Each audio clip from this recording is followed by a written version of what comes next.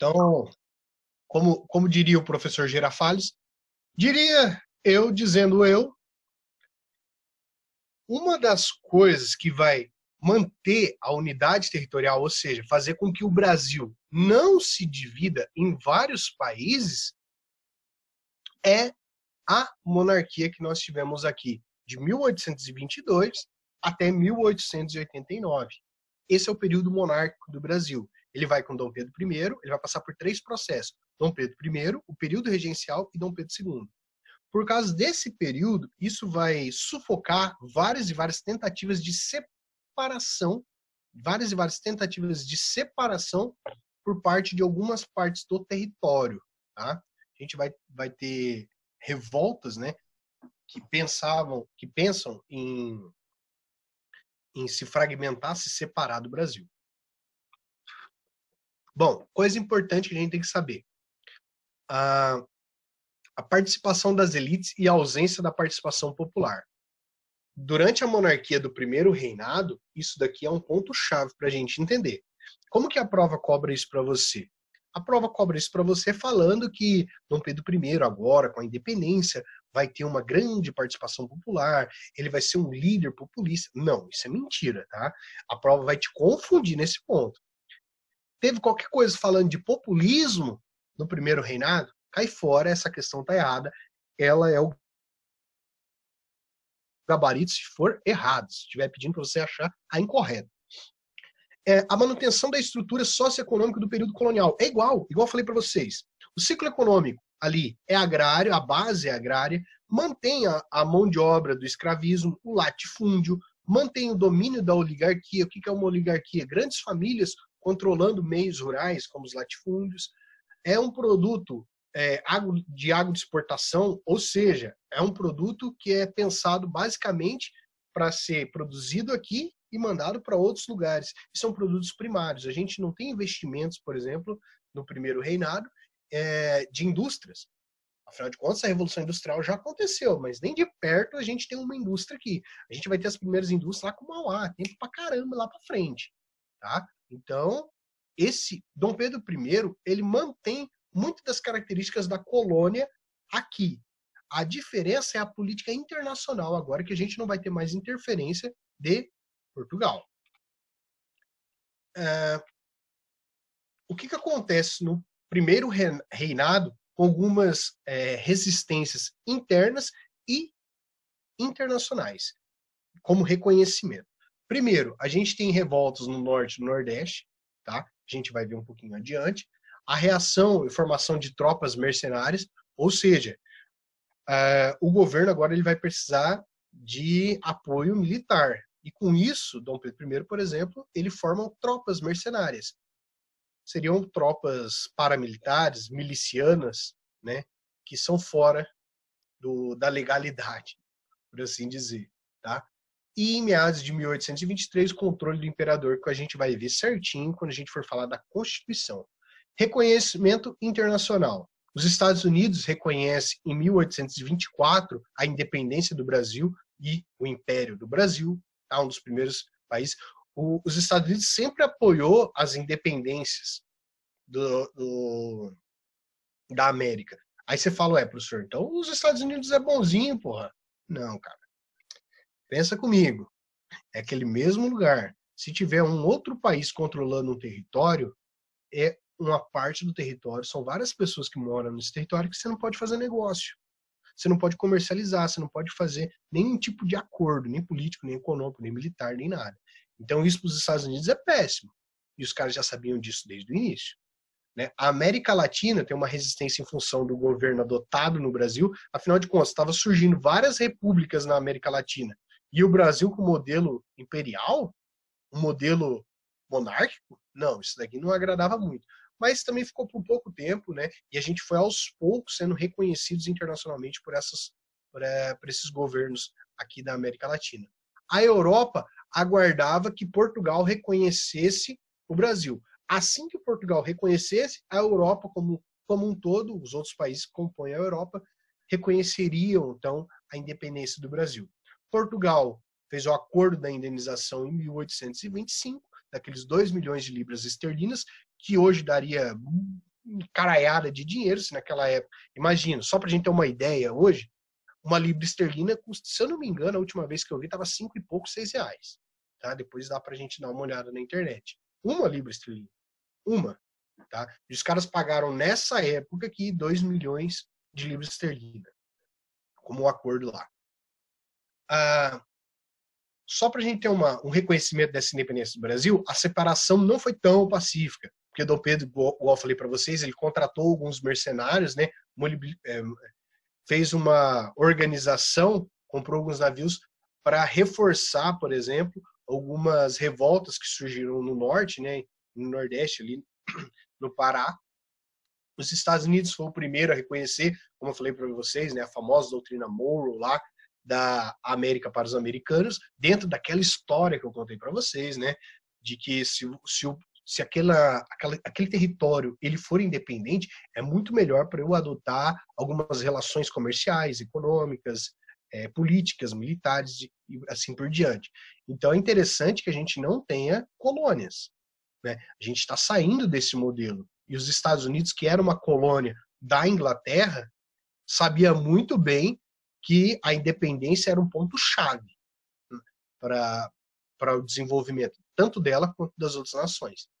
A Inglaterra, então, adotou a postura de mediadora, emprestou as libras para o Brasil, pagar a indenização para Portugal, e Portugal pagou para quem? Para a Inglaterra de volta esse dinheiro. Olha que beleza, a Inglaterra recebeu o mesmo dinheiro que ela emprestou. Isso é uma beleza, de outro credor. Olha que negócio bom.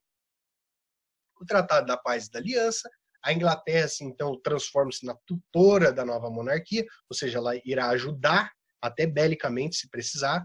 Havia interesse de explorar o mercado brasileiro, né, e acabar, claro, com a escravidão, igual eu expliquei para vocês. O escravo não é uma pessoa que gera potencialmente um consumidor. Então, era péssimo. Por isso que a Inglaterra queria acabar com a escravidão. Não é por motivos de benevolência. A redução das taxas alfandegárias para importações, que inviabilizou, por exemplo, o desenvolvimento da manufatura brasileira. Se a taxa está muito baixa para eu comprar um produto de fora, se caso alguém produza um produto aqui e ele saia com um preço parecido, hoje em dia já é assim. Se o produto brasileiro hoje tiver o mesmo preço que o importado, as pessoas preferem comprar o importado. Imagina nessa época, tá? Isso daqui faz com que a manufatura brasileira, o desenvolvimento econômico do Brasil, seja muito atrelado às funções agrárias, o que é até hoje. O Brasil ainda é, hoje, 2020, um país basicamente de economia agrária, né? O nosso setor industrial, por exemplo, é muito tímido ainda.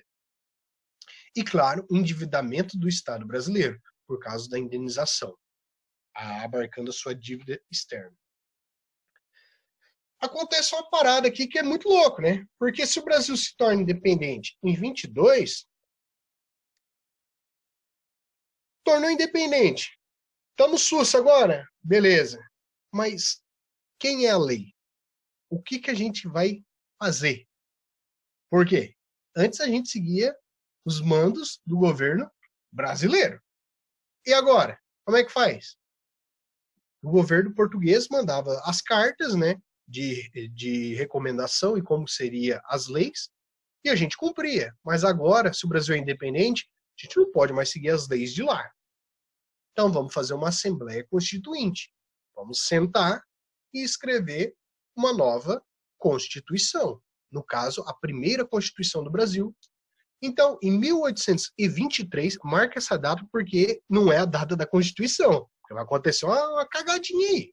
O que acontece? Em 1823, 90 deputados das classes mais altas, aristocracia ligadas a Dom Pedro I e a oligarquia, né, rural brasileira, ou seja, os maiores, as famílias com o maior número de terras e escravos, elas se montam para ter a sua primeira Constituição, a Constituição do Brasil, esses 90 deputados, com as características. Essa Constituição ficou conhecida como a Constituição da Mandioca. Por quê? Porque para a pessoa votar nessa Constituição, ter o direito ao sufrágio, ao voto, ele era um voto que ele dependia da condição financeira da pessoa. Se você tivesse um alqueiro com tanto de mandioca plantado, você teria direito a voto. Se não, se você tivesse um tanto a mais, esse tanto que eu estou falando para vocês, eu coloquei lá mais adiante, que dá mais ou menos 100 alqueiros, 200, por aí, mas isso não é cobrado em prova, mas é cobrado o que acontece nesse voto.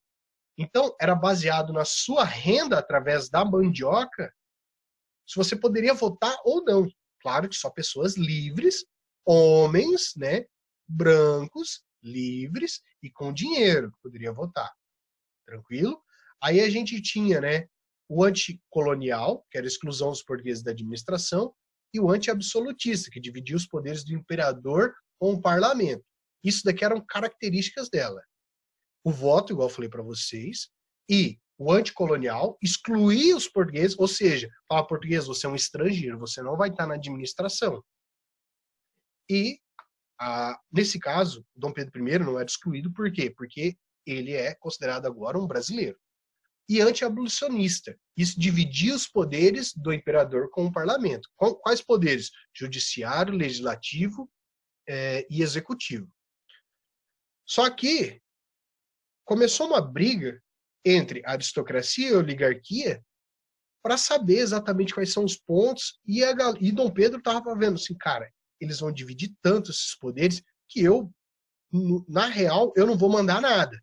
Então, o que Dom Pedro I faz? Ele interrompe esses trabalhos da Assembleia, ordena a prisão e o exílio de um monte de deputados, ele cerca todo o prédio onde estava rolando essa reunião, em 1823, cerca todo o prédio com um exército, milícia, com os mercenários em volta.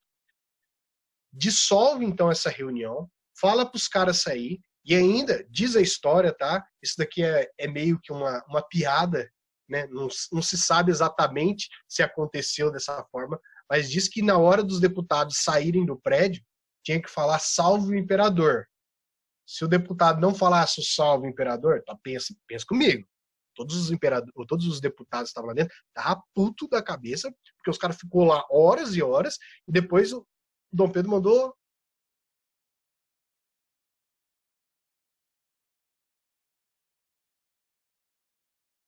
acabar com tudo.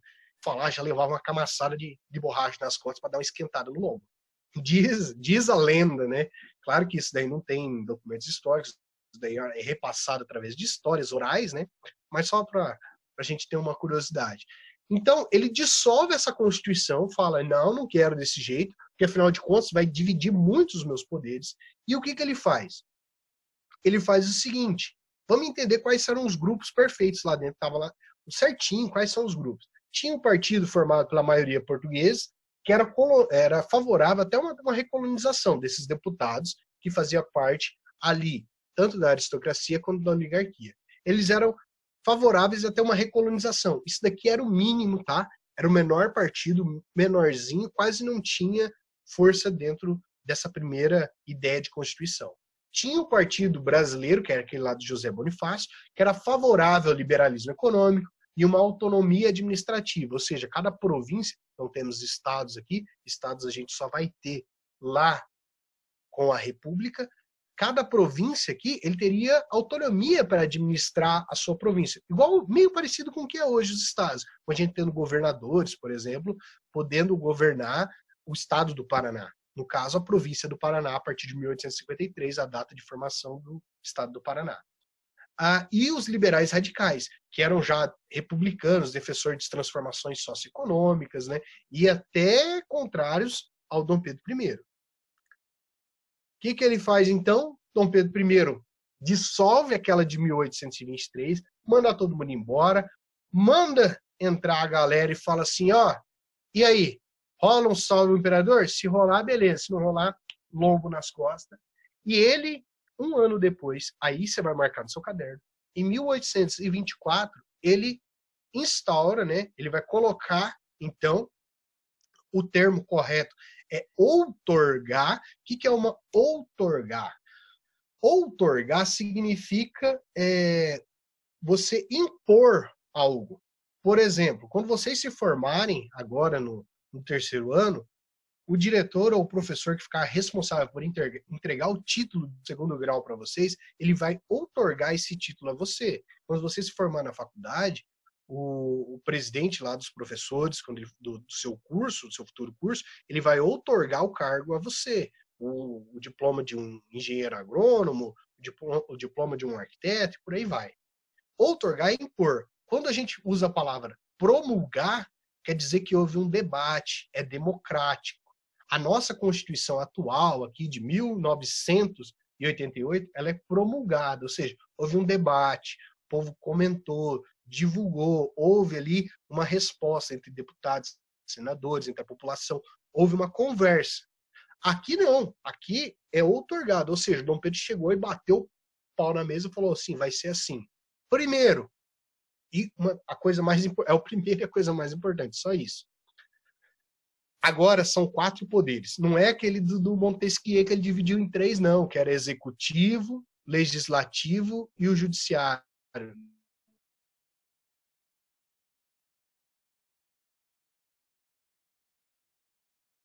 Não, meu amigo. Agora mudou.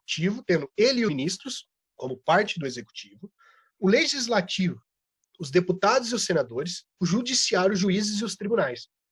Mas ele, meu amigo, é o 4º poder. Ele é o poder imperador ou o poder moderador. O que isso significa?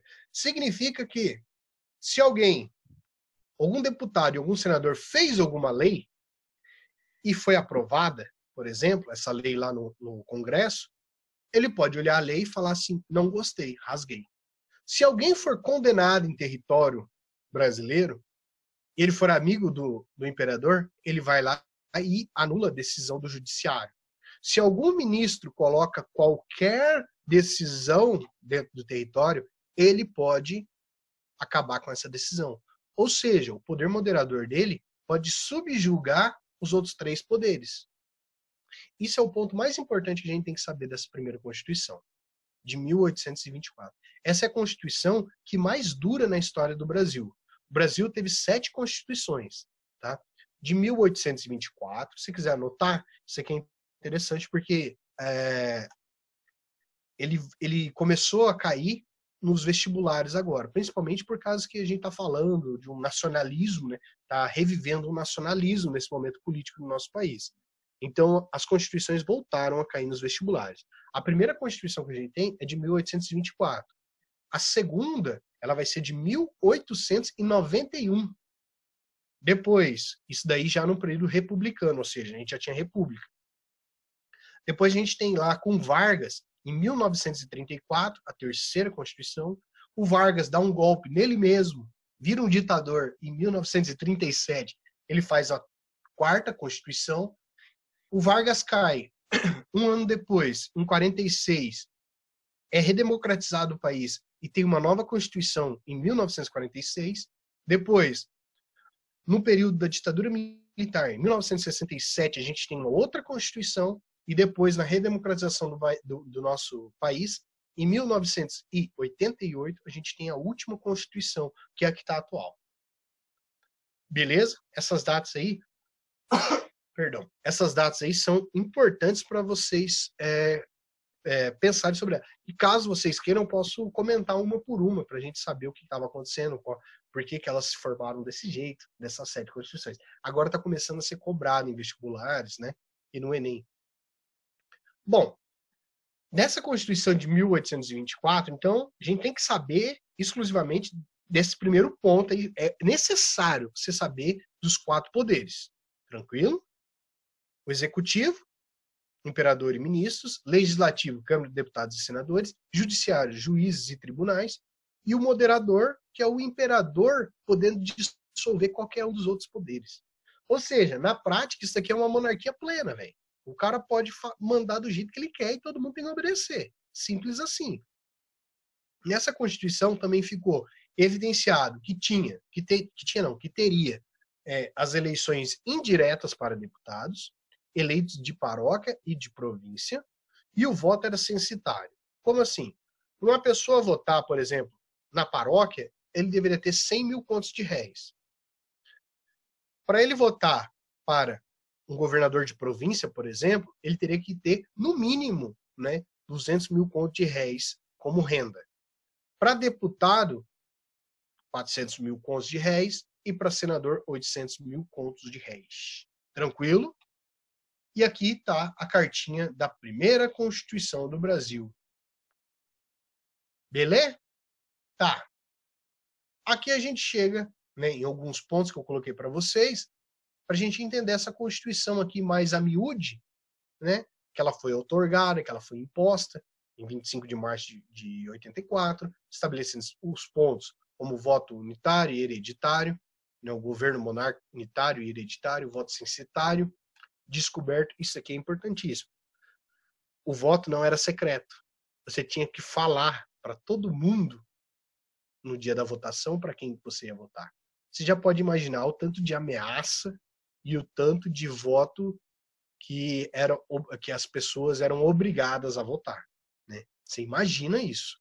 O catolicismo como a religião oficial do Brasil, ou seja, se você mora aqui, você é obrigado a ser católico. Simples assim. Não pode ter outra religião. Submissão da igreja ao Estado e os 4 poderes, né? O executivo, o legislativo e o judiciário. Aqui, só para a gente ter uma noção, né, nesse esqueminha aqui, dá para saber mais ou menos como que era a hierarquia, né, colocada, outorgada por essa Constituição, com o poder moderador acima de tudo, depois o Conselho de Estado com os ministros, poder executivo, judiciário e legislativo no mesmo patamar, Senado, Câmara dos Deputados, lá no poder legislativo, os presidentes de província no executivo e o Supremo Tribunal de Justiça no judiciário.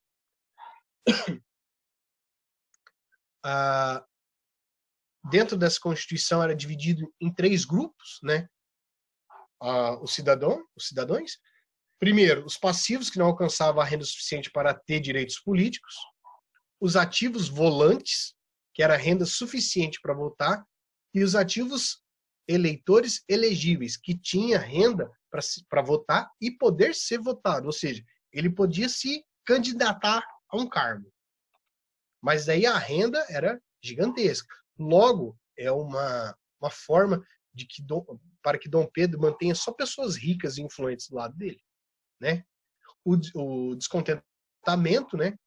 Aí a gente vai chegar descontentamento. A gente vai chegar agora na Confederação do Equador, com os descontentamentos que vai rolar nessa confederação. Vai acontecer 2 coisas que são muito importantes para a queda de Dom Pedro I. Por que queda? Porque ele vai sair quase às pressas do Brasil, embora para Portugal, em 1831. O primeiro ponto que você vai anotar no seu caderno é a famosa Confederação do Equador, e o segundo ponto é a Guerra da Cisplatina. Esses engenhos ali. A urbanização cresce muito na região ali, como a gente viu, de Olinda, né? A região ali de Salvador, a região onde hoje é o Pernambuco. Depois, o ciclo do ouro ele vai aumentar até em 11 vezes a população brasileira no século XVIII. A gente pula de 300 mil habitantes, isso eu estou falando sem contar os indígenas, tá? Só de portugueses. A gente pula de uma população que antes tinha 300 mil para 3 milhões e meio. Então, a gente tem um salto populacional muito grande. Isso vai gerar várias revoltas, como a gente viu, dos emboabas lá, aquela guerra lá para ver quem tinha o domínio sobre as minas. Outra que saiu bem famosa, a revolta de Filipe dos Santos, a revolta da Inconfidência Mineira por causa dos impostos, né, onde um símbolo dessa Inconfidência Mineira é o Tiradentes. A gente viu tudo isso nas outras aulas. Até que a gente vai chegar no início do século XIX. Lembrando que um século ele começa sempre no ano 1, ou seja, 1801 é o início do século XIX. E ele vai se encerrar no ano 0, ou seja, 1900 é o último ano do século XIX. Então, no início do século XIX, algumas coisas estão acontecendo na Europa que vão mudar radicalmente a estrutura da vida na Europa e, como consequência, aqui no Brasil. Esse acontecimento ele vai ser super importante para a história do Brasil, porque é a partir daqui que o Brasil começa a mudar a sua cara de desenvolvimento, e esse é o estopim que lá na frente, em 1822, vai dar origem à nossa independência. Depois, em 1824, a nossa primeira Constituição, com Dom Pedro I. Depois, o período regencial, que a gente vai dar uma olhada, e depois Dom Pedro II. Mas vamos por parte, igual o Jack Stripador faz. Seguinte, a transferência da família real. O que estava acontecendo, professor? Dá uma olhadinha nesse mapa aí. Ali onde é que está escrito o Império Francês, vocês estão vendo que o Império Francês é todo aquele império onde que ele está naquela corzinha ali alaranjada. Então a gente pega a parte que hoje é a França, mas ó, tá pegando uma partezinha ali que hoje a gente compreende por Itália, tá pegando outras partes que não são unissas ao território. Tem uma parte do território até aqui na América do Sul, como a gente já estudou, a Guiana Francesa. E o cara que está lá, que ele ascende no poder depois da Revolução Francesa de 1790 e 89, né, vai durar seus 9, 10 anos ali, essa revolução. Quem ascende ao poder é Napoleão I. A gente vai ter lá, 60 anos depois, Napoleão III, mas isso daí a gente vê em outro momento. Napoleão I, ele tinha uma rusga, uma briga com o Reino Unido, por território e por algumas brigas passadas por território, principalmente nas colônias. O que acontece? Para tentar enfraquecer o Reino Unido, Napoleão faz o seguinte, porque era o único lugar onde o Napoleão não tinha ampla influência, era tanto no Reino Unido quanto em Portugal, porque o Napoleão ele não se opôs ao governo português. Ele era um aliado até então. Então, o que o Napoleão fez? Napoleão, para tentar enfraquecer o Reino Unido, ele coloca o tal do bloqueio continental. Ali a gente pode observar uma linha azul, onde esse bloqueio. O que significa esse bloqueio continental? Isso é questão de prova, então vocês têm que saber. Já dá uma anotada aí, se precisar. O bloqueio continental, ele significa que todos os países onde está dentro desse bloqueio, dentro dessa risca, né, dessa linha, ele não pode mais fazer comércio com o Reino Unido. Para quê? Para que o Reino Unido consiga, aos poucos, ir se enfraquecendo. Napoleão tentava enfraquecer economicamente e politicamente o Reino Unido, para depois tentar atacá-lo. Só que Portugal, ele tinha amplos negócios com o Reino Unido, inclusive nas colônias, como a gente viu. A gente já viu isso dos empréstimos do dinheiro, boa parte do dinheiro que vai financiar a Revolução Industrial, por exemplo, que já aconteceu lá na Inglaterra, por isso que ela está precisando de muito comércio. Afinal de contas, agora tem vários e vários produtos, principalmente têxteis, e ela precisa comercializar isso. Portugal é totalmente dependente desse comércio com a Inglaterra. Isso faz com que o rei de Portugal fale assim, não, eu vou furar esse bloqueio. E ele acaba furando o bloqueio continental. Napoleão faz o que então? Napoleão, ele chama suas tropas e decide invadir Portugal. Dentro dessa, um mito que se conta em torno disso é que foi às pressas, a família real saiu pegando tudo que tinha pela frente, foi às pressas e saiu correndo de lá. Porém, a literatura científica já diz outras coisas. A gente tem hoje relatos, né, alguns documentos que falam, por exemplo, de um projeto do Rodrigo de Souza Coutinho, o famoso Conde de Linhares, onde ele já havia planejado uma transferência da corte portuguesa para fazer uma capital no Império Luso, no caso, o Brasil, e consolidar um império ultramarino, ou seja, de distância por mar, uma distância, no caso, cruzando o Atlântico, com uma melhor administração entre o eixo Brasil e África, da onde vinha a maior parte do dinheiro, por causa dos escravos, por causa da economia que girava ali em torno disso. E, claro, ele já tinha esse plano caso as pressões europeias, no caso de Napoleão, aumentarem. Então, esse já era um plano que já era pensado né, que já tinha uma hipótese de algum dia vir acontecer. E quando Napoleão realmente decide invadir Portugal, o plano é colocado em ordem. Tanto que Napoleão ele dá um ultimato para a Espanha e para Portugal. Para a Espanha, por quê? Ele falou, ó, eu vou cruzar o território da Espanha, deixa eu voltar no mapa. Ele vai cruzar o território da Espanha e vai chegar em Portugal. Espanha, você é a área influenciada pelo meu império. Então eu vou cruzar o seu território e não vou fazer nada com você. Então eu não quero que você atrapalhe as minhas tropas, falou para a França. Para a Espanha, desculpa. A Espanha falou: fechou, irmão, pode passar aí, desce o cacete nos portugueses. Só que o general Junot, quando ele passava pela Espanha, ele acaba rasgando o Tratado de Fontainebleau, que era o tratado onde falava que ia usar a Espanha como um corredor para levar as tropas até Portugal, e acaba derrubando o rei espanhol e tomando o poder lá. Tá? Uma conversão secreta, né? Acontece essa convenção secreta onde Portugal e Espanha eles firmam os termos da transferência. Porque Espanha não, desculpa, a Inglaterra. Portugal e a Inglaterra, eles fazem o seguinte. Portugal falou, ó, eu vou ter que mudar para o Brasil, como o Conde de Liares realmente falou. Eu vou ter que mudar, porque senão o Napoleão vai chegar aqui e ele vai acabar, né, depondo o rei ou assassinando o rei. Algo pode acontecer com a família real. Então, qual que é a ideia? A ideia é o seguinte, eu preciso da sua ajuda, Inglaterra. A Inglaterra tinha uma das maiores esquadras navais do planeta. A Inglaterra fala, claro que eu ajudo. Vou querer algumas coisinhas em troca, mas eu ajudo.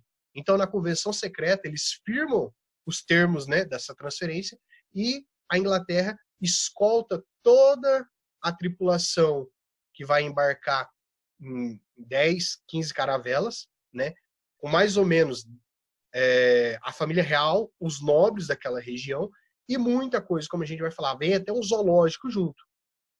Tá? A assinatura da Carta Régia é o primeiro ponto. A abertura dos portos das Nações Amigas. Lembra que lá no primeiro episódio que a gente estudou, eu falei para vocês que existia o tal do Tratado da Colônia lá, né? Existia uma convenção da colônia. O que era isso? Era a colônia só pode comercializar com a metrópole. Tranquilo? A colônia, o Brasil, por exemplo, era uma colônia de Portugal. O Brasil não poderia fazer nenhum negócio com a Inglaterra. Não pode. Agora, com a vinda da galera portuguesa para vir morar aqui, o rei, os nobres, a corte portuguesa, vem aproximadamente, nessa transferência por completo, vem aproximadamente 10 mil pessoas para cá. 10 mil portugueses.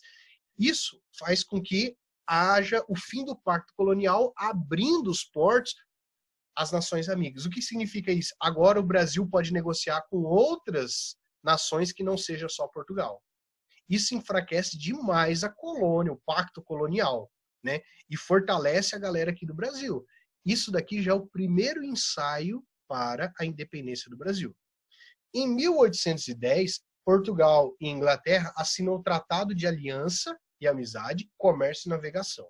Vamos entender o que é isso. Outra coisa que é importante vocês saberem. Se cair na prova de vocês o nome chamado Joanino, significa que é o período onde a família real está aqui no Brasil. Que ela vai de 1808 a 21, beleza? Qual que eram os termos desses contratos assinados? Permanência da esquadra de guerra inglesa no litoral do Brasil, caso Napoleão tivesse alguma menção em vir atacar o Brasil. A concessão de um porto livre para o comércio inglês, isso é inimaginável, gente. Ou seja, um porto do Brasil agora pertence ao comércio inglês. Ele que vai ditar as regras desse porto. Isso daqui é submeter muito ao poderio inglês. Mas era necessário para salvar a cabeça do rei. Liberdade religiosa aos súditos ingleses. Lembrando que os súditos ingleses, ou seja, os ingleses que estavam aqui no Brasil, eles não eram católicos, eles eram protestantes. Já tinha ocorrido na Europa a reforma protestante, né? A reforma contra os dogmas do catolicismo. né? Já tinha rolado todo um desmembramento de acontecimentos lá na Europa que vai culminar nisso. E a liberdade religiosa num país que era predominante e era lei você ser católico, isso daqui é impensável para a época. Isso aqui foi, tipo assim, um baque para a população. Isso aqui foi incrível acontecer. A proibição da instalação da Inquisição no Brasil, isso aqui é a Santa Inquisição. A caçada aos hereges, né, que se destoam ali da Igreja Católica. Os tribunais especiais para ingleses, ou seja, se um inglês comete algum crime aqui, ele não vai ser julgado pelas leis daqui, e sim por um tribunal especial inglês. Comprometimento de portugueses de abolir aos poucos, né, gradualmente, o tráfico e o trabalho escravo. Gradualmente ali, então, ia ter que acabando com o tráfico e o trabalho escravo. De todos esses pontos que estão aqui, você vai marcar no seu caderno o seguinte: o último, que é o comprometimento gradual de diminuir o tráfico e o trabalho escravo, não aconteceu. Esse é o único termo onde o Brasil, os portugueses e os brasileiros não vão cumprir. Outras coisas que vão acontecer nesse período, que é importantíssimo a gente saber, porque isso daqui é questão de prova. Então, isso daqui você vai ter que saber, tá? Aqui não tem para onde fugir.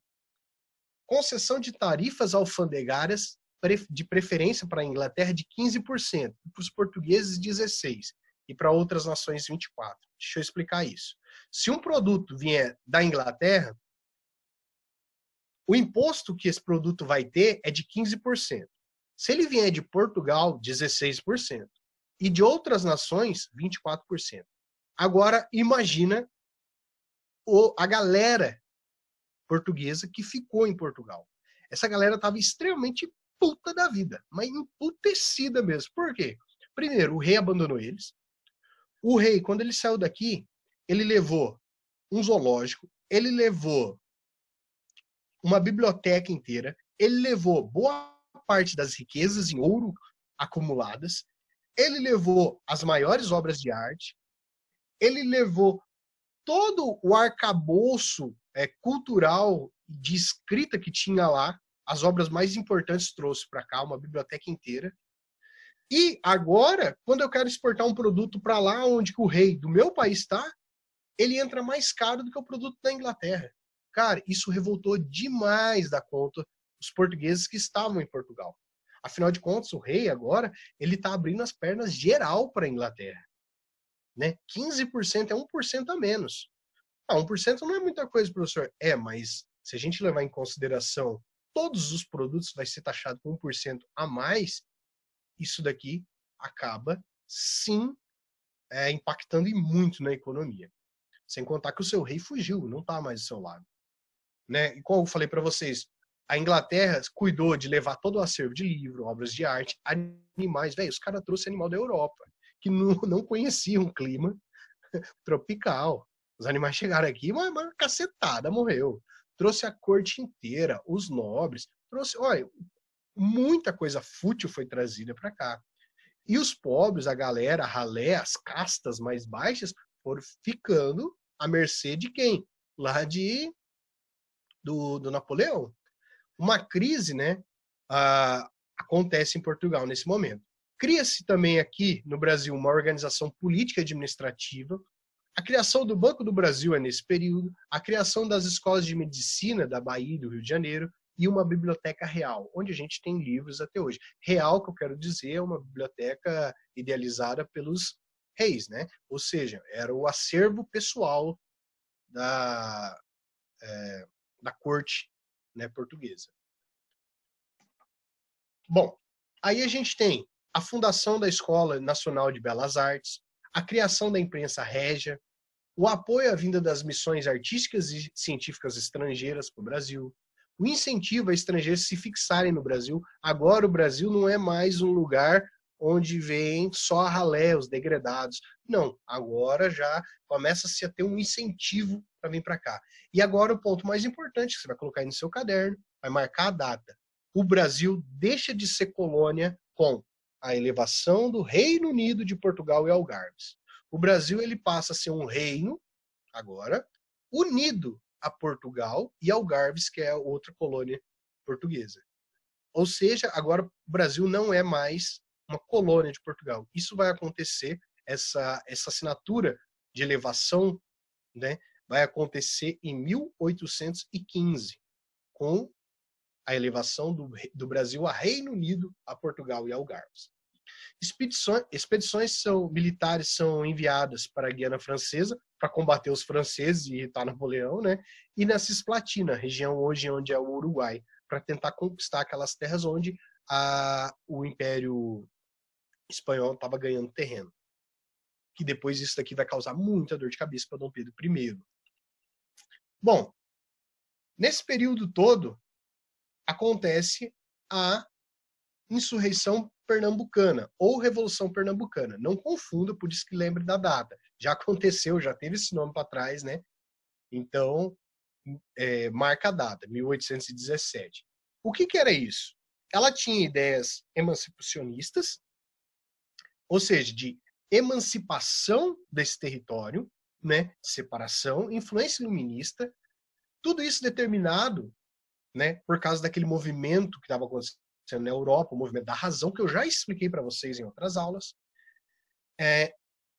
A crise que estava acontecendo lá, uma seca tremenda no ano anterior, o que fez com toda a produção alimentícia e econômica daquela região fosse baixíssima, e ele olhando o rei de Portugal, agora rei do Brasil também, aqui com gastos com festas, criação de zoológico, por exemplo, para os animais que ele trouxe de lá, bombando. O cara estava vendo festas e gastos, obras, construções de grandes palácios e a galera passando fome em Pernambuco. Isso cria uma revolta muito grande, tanto na elite como nas outras camadas pernambucanas. Porque é eles que pagam os impostos para manter a corte portuguesa aqui, né? Claro. E ele começa a ver que os portugueses que vieram para cá, eles começam a ocupar cargos importantes no exército brasileiro. Tá? Esse daqui é um dos pontos mais importantes para a gente entender a Revolução Pernambucana, ou também chamada como Insurreição Pernambucana. A ideia, então, era implementar uma república para não pagar tanto imposto, ou seja, separar a região de Pernambuco, formar uma república ali, né, com uma liberdade de imprensa. Lembra que já tinha instaurado a imprensa régia, onde quem cuidava era a corte do governo, do rei. As ideias liberais, lá baseado no liberalismo, né, agora. E no dia 6 de março de 1817, explode a Revolução. O que acontece nessa Revolução? Ela vai durar apenas 75 dias, até que o governo se reorganiza e dissolve toda essa organização da insurreição pernambucana. Tá? Não é levada à frente, porém, isso daqui já é uma sementinha da qual vai ser plantada lá na frente várias e várias revoltas que vão se inspirar nessa daqui. O que está acontecendo? A família real, então, ela chega aqui em 1806. Com a chegada deles aqui, os portugueses, com a ajuda, né, dos ingleses, lá em Portugal, em 1809, ou seja, 3 aninhos depois, conseguem expulsar os franceses. Né? E alguns acordos firmados entre Portugal e Inglaterra causam uma enorme insatisfação no povo português, que estava lá em Portugal, enquanto o rei está aqui no Brasil. Em 1815, o Napoleão ele é derrubado, deposto, né? Acaba o período dele lá. E a galera de Portugal fica pensando assim, beleza, Napoleão tá aí, mas cadê o rei, caralho? Que o rei não volta. Já faz anos aqui, já faz quase 10 anos, faz 9 anos já, e o rei não voltou. Cadê o rei? Nisso, vai levando aos poucos, até que em 1820 eclode a famosa Revolução do Porto. Essa Revolução do Porto, ela acontece lá em Portugal, onde os portugueses expulsam os ingleses, porque quem que estava cuidando da parte governamental de Portugal? Os ingleses. Eles ajudavam a comandar lá com a ajuda do rei aqui no Brasil. Então os portugueses estavam sendo submetidos aos ingleses e ao rei que nem estava lá no país deles. Então, o que eles fazem? Eles expulsam os ingleses, que fica conhecido, essa expulsão fica conhecida como a Revolução do Porto, convoca uma assembleia para que o rei retorne imediatamente a Portugal. E com isso, o rei fala assim, fodeu, vou ter que voltar. Então, o rei volta, Dom João volta para Portugal, mas ele deixa o filho dele. Quem que é o filho dele? Dom Pedro I. Então, Dom Pedro I, ele pega o Império do Brasil da seguinte forma. Primeiro, uma crise financeira lascada. Por quê? Quando o Dom João saiu daqui do Brasil e voltou para Portugal, ele limpou todos os cofres, mano. Ele pegou tudo que era riqueza que tinha aqui e levou embora. Tudo que era riqueza levou embora, velho. Tudo, tudo, tudo. O que você imaginar que tinha valor, ele conseguiu levar embora. Então, Dom Pedro I ficou aqui sem nada. A economia estava um fracasso, estava em frangalhos. Uma apreensão popular gigantesca, todo mundo ali apreensivo para saber que o príncipe, né, o Dom Pedro I vai fazer. Que nesse período, príncipe ainda. Ele vai falar, o que esse cara vai fazer? Ele que vai tomar as decisões por nós agora. Mas ninguém conhece ele, ninguém sabe como é que é. E daí, como é que vai rolar? Os liberais portugueses pressionavam para voltar a existir o pacto colonial. Vamos voltar, vamos entender essa parte, que essa parte é importante. Os portugueses que estavam tanto aqui quanto no território português, lá na Europa, eles falavam assim, a gente precisa voltar com o pacto colonial. Relembrando, o pacto colonial é aquele pacto onde a colônia, no caso o Brasil, só irá comercializar com Portugal. Isso iria necessariamente expulsar, por exemplo, os ingleses daquele porto que era deles, aqui no Brasil, que foi concedido para eles. Isso iria, por exemplo, colocar agora uma taxa única só para Portugal, porque a Inglaterra não pode mais fazer comércio com o Brasil. Só que tem um pequeno problema na volta do Pacto Colonial. O Brasil não é mais uma colônia, ele é um Reino Unido a Portugal e Algarves. Então, Dom Pedro, ele já sabia que se ele voltasse com o Pacto Colonial, os brasileiros iam ficar muito putos. Daqui para frente, pessoal, eu vou falar brasileiros, quem está aqui no Brasil. Quem mora aqui no Brasil, eu vou chamar de brasileiro. E quando eu for me referir a português, eu vou falar só da galera que está lá em Portugal. A não ser que eu vou falar especificamente de um grupo de portugueses aqui no Brasil. Aí eu pontuo para vocês. Então, Dom Pedro I, ele já sabia que se ele fizesse isso, os brasileiros iam ficar muito bravos. E ele já viu a insurreição pernambucana acontecer, ele falou, cara, não estou muito interessado em voltar com o pacto colonial, não. E nem, né? E também pensar nessa recolonização é meio difícil. Então, o que ele faz? Ele começa a trocar cargos e tropas que fossem obedientes à corte portuguesa.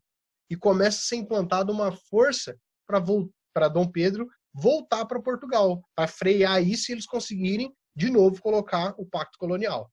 Eu sei, parece novela, é tenso a parada, parece novela, mas vamos seguir na história. Bom, aí o que acontece?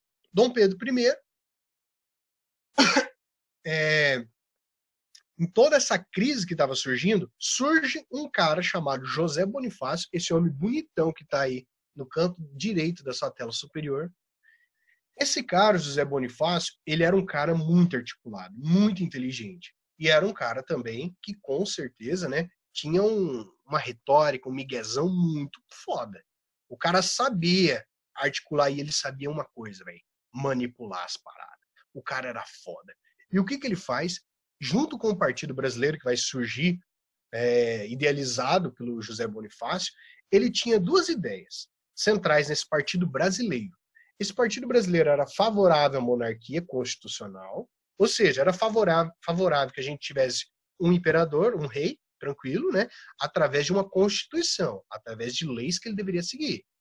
Não é aquela parada que o rei pode fazer o que ele quer, não. Tranquilo? Beleza, fechou, tesão. Essa é a ideia deles.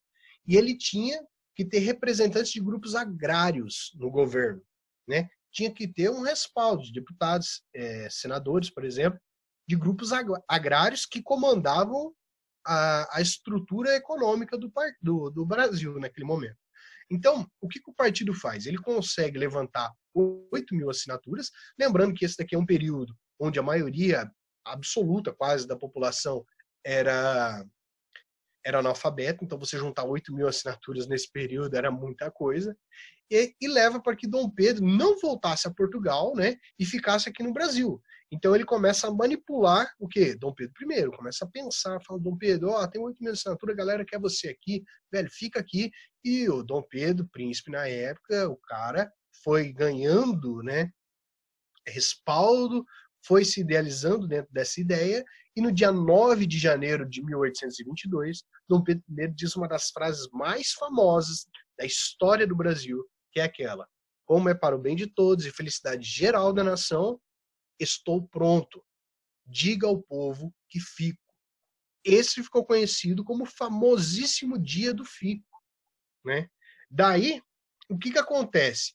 Em maio de 1822, ele decreta o cumpra-se. O que é isso, professor? O que é o cumpra-se? Antes, chegava uma recomendação do governo português, do pai dele, lá de Portugal. Chegava uma recomendação, beleza. Ó, Brasil, agora você vai ter que aumentar o imposto nisso. O Brasil ia lá e aumentava. Chegava outra recomendação, ia lá e aumentava. Com o cumpra-se, agora, Dom Pedro I vai falar o seguinte, ó, todas as recomendações que chegar de Portugal, só se eu falar que vai cumprir. Se eu falar que não vai cumprir, não vamos fazer o que o governo português quer. Vai fazer o que eu quero. E nisso os caras estavam falando, velho do céu, olha que loucura, mano. Dom Pedro I tá peitando Portugal, velho. Tá peitando o pai dele, mano. Que bagulho louco. Então os caras já sabiam que isso daí alguma hora ia estourar. Ia acontecer algo num futuro muito próximo. José Bonifácio, como eu falei para você, era um cara muito inteligente, uma retórica fodida, o cara sabia manipular as coisas. O que ele faz? Ele faz com que uma carta que insultava muito os brasileiros, Dom Pedro gostava mesmo dos brasileiros, chegasse até Dom Pedro I, que estava em viagem em São Paulo, né? Quando a carta chega lá, Dom Pedro pega essa carta e começa a ler. Ele começa a ler essa carta inteira, falando um monte de asneira dos portugueses, e ali, nesse momento, ele decide fazer isso daqui, ó. Ele ergue a sua espadinha e declara, então, a independência, o famoso grito do Ipiranga. Ele declara a independência do Brasil. A declaração da independência do Brasil, nesse quadro pintado pelo Pedro Américo, né, um quadro muito bonito, claro que não foi exatamente desse jeito. Alguns relatos históricos contam que Dom Pedro estava até com uma dor de barriga nesse dia, estava todo assado, porque já tinha ido no mato algumas vezes, então ele estava com um mal-estar muito grande, mas não daria para pintar um quadro assim, né? Então, esse quadro bonitão aí, né, com Dom Pedro empunha sua espada ao alto, gritando então a independência, o grito do Ipiranga, as margens do rio, né? Quais são os limites dessa independência para a gente entender? Primeiro, Portugal ficou fodida da cara. Fudeu, como assim? Mas Portugal também pensou, pô, já tá tendo várias revoltas lá. A galera tá apoiando mais um governo central lá do que a gente. A gente vai perder aqueles territórios. Então, vamos pelo menos tirar um lucro disso daqui. Então, Portugal, para reconhecer que o Brasil agora se torna independente, ele fala, Brasil, você vai me pagar uma indenização de 2 milhões de libras esterlinas para mim. Por quê? Porque Portugal devia muito dinheiro para a Inglaterra. Portugal pediu até na moeda da Inglaterra, melhor dizendo, né? Em libras esterlinas. Pediu no papel moeda da Inglaterra. O Brasil, então, aceita pagar essa indenização de 2 milhões de libras esterlinas a Portugal. Só que tinha um problema. O que eu falei para vocês, como que estava a finança do Brasil? Tava fodido, irmão, não tinha nada. Portugal rapou tudo. Rapou a rapa do tacho ali, levou tudo embora. Então, o Brasil chega na Inglaterra e fala assim, Inglaterra, não tem como você me emprestar um money não, uma grana, uma bufunfa, um din-din? A Inglaterra fala, tem sim. Aí o Brasil fala, fechou, então me empresta. O Brasil pega o dinheiro emprestado na Inglaterra, paga para Portugal e Portugal paga para a Inglaterra. E nisso, o Brasil estreia a sua primeira dívida externa, que dura até hoje, tá? Não é exatamente essa dívida, mas só depois, só por curiosidade, dê uma olhadinha em quantos por cento do PIB brasileiro é direcionado para a dívida externa do Brasil, tá?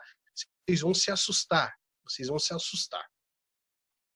Vou dar um spoiler, é mais que 40% do PIB brasileiro por ano que a gente paga em dívidas para outros países. Bom, apesar desse processo de independência ter bases nas ideias iluministas, né? Claro, uma emancipação iluminista, lembra que eu falei o século das razões, né? De liberdade, uma coisa fundamental foi mantida aqui nesse império, que era a escravidão, porque era a base do trabalho, era a base, a mão de obra inteira era baseada na escravidão. E isso não mudou com a independência do Brasil, tá? Não mudou. Mesmo com a Inglaterra daqui para frente, vocês vão ver que a Inglaterra vai bater consistentemente em cima do Brasil para o Brasil acabar com a escravidão. Você fala, porra, professor, então os ingleses são bonzinhos, os ingleses são tesão. Claro que não, tio. Presta atenção. O que estava rolando? A Inglaterra tinha passado pela Revolução Industrial. A Inglaterra queria aumentar e muito o comércio. Se tem 5 escravos, são 5 pessoas a menos comprando os produtos dele. Agora, se tem 5 ex-escravos e agora livres, tem 5 pessoas em potencial para se tornar compradores deles. Então a Inglaterra não tinha nenhuma benevolência, nada de bom por trás dessa história. Tanto que, quando eles interceptavam os navios negreiros, eles afundavam, eles não salvavam ninguém, tá ligado? Mas isso daqui é uma história mais para frente. O Brasil, ele continua no modelo agrário, ou seja, baseado na agricultura, em latifúndios, né, aquelas extensões de terras enormes, pertencentes a uma pessoa só, ou seja, poucas pessoas detêm muitas terras no Brasil, tranquilo, o que não é muito diferente do que já estava, né? Não é muito diferente do modelo que já estava acontecendo. E o Brasil, ele não adota, né, um sistema republicano, ele vai adotar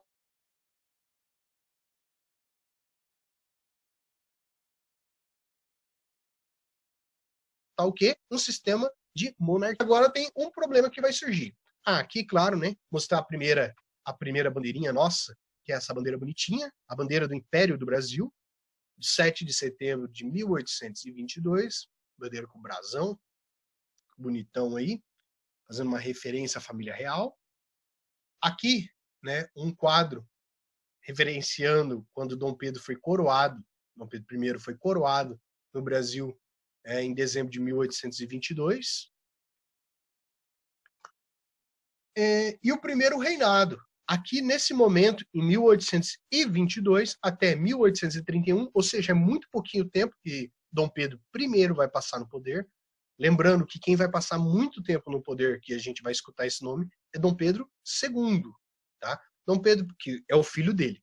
Dom Pedro I, então, ele vai passar pouco tempo, ele vai passar ali aproximadamente, né, 9 anos no poder. O que a gente tem que pensar? A América, ela estava sendo formada basicamente por repúblicas, mas uma monarquia num território enorme igual esse estava surgindo, que era a monarquia do Brasil, o Império do Brasil. E a manutenção da unidade territorial, ou seja, monitorar as fronteiras para que não tenha fragmentos igual aconteceu na América Espanhola. Ó, se a gente parar para pensar, a América Espanhola, o território onde a Espanha ela explora a colônia, ela se dividiu em diversos países, né? Diversos países, Argentina, Bolívia, Peru, Equador, são diversos países que foram colonizados pela Espanha, né? Um território só, mas acabou se fragmentando em vários países. Um dos pontos que hoje os historiadores colocam, e eu concordo com essa posição, né, científica,